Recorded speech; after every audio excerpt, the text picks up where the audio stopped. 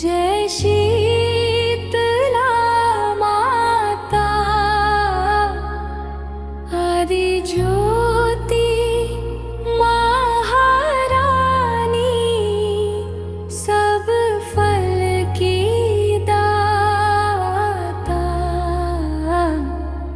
ओम जय शीतला माता।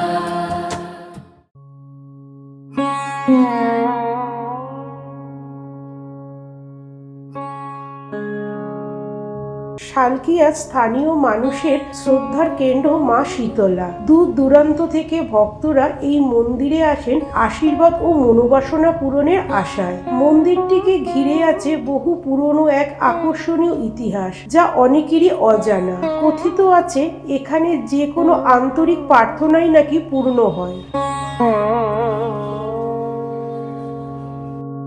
নমস্কার বন্ধুরা, আশা করি সকলেই ভালো আছেন। আজ আবার নতুন একটি ভিডিও নিয়ে আপনাদের সামনে চলে এসেছি। অরবিন্দ রোডের বাঁ পাশে গঙ্গার দিকে অভিমুখ করলে অবস্থান করছে দুই বড় মা। একজন নৈহাটির বড় মা, অপরজন হলেন শালকিয়ার বড় মা। উত্তর কলকাতার ভূতনাথ মন্দিরের কাছেই আইরিটলা ঘাটের বিপরীতেই রয়েছে বাদাঘাট। সেই বাদাঘাটের খুবই কাছে অবস্থিত বড় শীতলা মাতার মন্দির। শালকিয়াবাসীর কাছে শীতলা মাতা স্নানযাত্রা দুর্গাপুজোর থেকেও বড় উৎসব। তারা বছরে দিন গুনতে থাকে কবে শীতলা মাতা স্নানযাত্রার অনুষ্ঠান আসবে। 2026 সালের 1 ফেব্রুয়ারি শীতলা মাতা স্নানযাত্রা। আপনারাও যদি দেখতে চান অবশ্যই চলে আসতে পারেন শালকিয়াতে।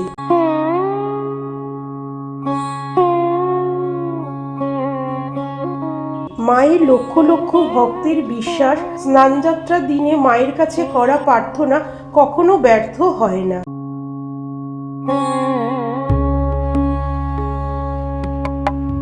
মন্দির প্রতিদিনই সকাল 5:30টায় খুলে যায়। মায়ের মঙ্গল আরতি দিয়ে পূজার সূচনা হয় এবং দুপুর 1:30 পর্যন্ত মন্দির খোলা থাকে এবং বিকেলে 4টে থেকে রাত্রি 9:30 পর্যন্ত খোলা থাকে।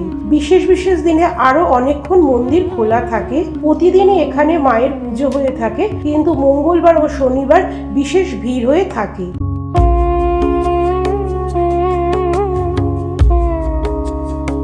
অন্যান্য দেবী মন্দিরের মতো এই মন্দিরেও পূজিত হন বাবা রত্নেশ্বর। বিশেষ করে মাঘী পূর্ণিমায় শীতলা মাতা স্নানযাত্রার দিনে এই মন্দিরের এক গুরুত্বপূর্ণ ঐতিহ্য, যেখানে শুধু বড় মা নন, তার 7 বোনেরাও পূজিত হন। তবে এই যাত্রায় অংশ নেয় না সব থেকে ছোট বোন ছোট মা। শোনা যায় বহুদিন আগে ছোট মাকে স্নানযাত্রার সময় গঙ্গার ঘাটে স্নান করাতে নিয়ে গেলে তিনি গঙ্গায় তলিয়ে যান এবং 1 বছর পর তাকে আবার ফেরত পাওয়া যায়। তাই তবে থেকে আর ছোট মাকে গঙ্গায় স্নান করাতে নিয়ে যাওয়া হয় না, তিনি মন্দিরেই থাকেন। সমস্ত বোনেরা এসে তার সঙ্গে মন্দিরে দেখা করে যান।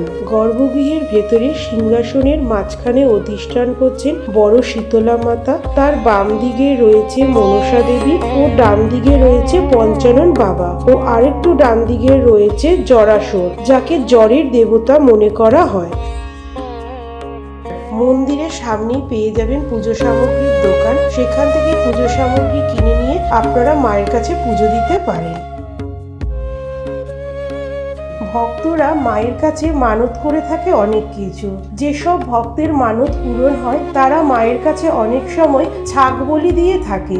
আমি যদিও বা বলির সমর্থন করি না, কিন্তু ভক্তের মানত পূরণ করলে তারা এইভাবেই মায়ের কাছে সেই মানত পূরণ করে থাকে।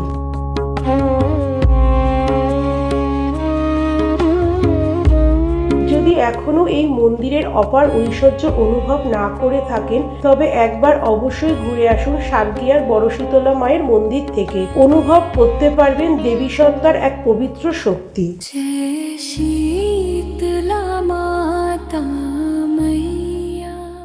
আজকের ভিডিওটি যদি ভালো লাগে তবে অবশ্যই একটি লাইক করে দেবেন ও শেয়ার করে দেবেন। যারা ফেসবুক পেজ থেকে দেখছেন তারা অবশ্যই পেজটি ফলো করে দেবেন। সঙ্গে থাকবেন, ভালো থাকবেন। আবার দেখা হবে পরবর্তী ভিডিওতে। নমস্কার।